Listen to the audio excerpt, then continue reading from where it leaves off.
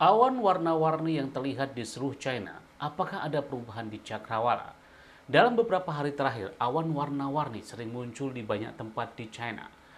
Fotografer China Daratan Tong Suchang berhasil mengabadikan fenomena indah ini selama liburan festival musim semi.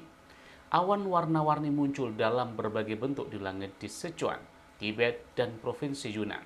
Warga Tionghoa di Tali, Yunnan juga menyaksikan kejadian itu pada 26 Januari. Warga lain juga mengabadikan kejadian yang sama di langit di atas jembatan Sindu di Kangting, Provinsi Sichuan. Bahkan ada saat ketika cahaya menyilaukan mencerahkan Cakrawala.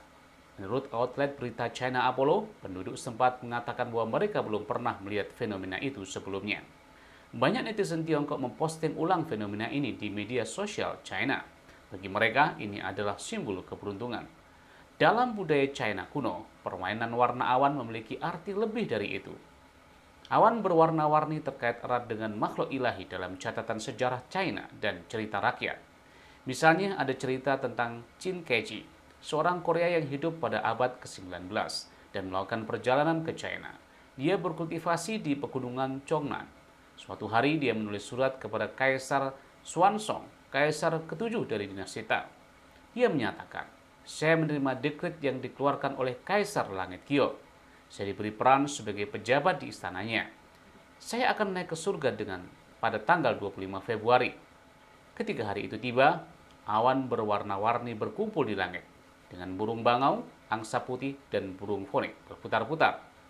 Dengan banyak dewa dan pejabat surgawi menonton, Qin masuk ke gerbong dan perlahan naik ke surga.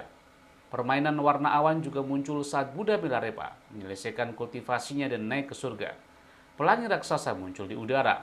Di tengah pelangi ada gambar dari bunga teratai berkelopak 8. Awan berwarna-warni menyelimuti gunung tempat Buddha Milarepa berkultivasi, dan bagian-bagian dari awan berubah menjadi benda ilahi. Dingin yang parah di China Utara, air panas berubah ke dalam awan. Orang Tionghoa di wilayah utara terus menderita karena salah satu flu yang paling parah yang tercatat dalam sejarah.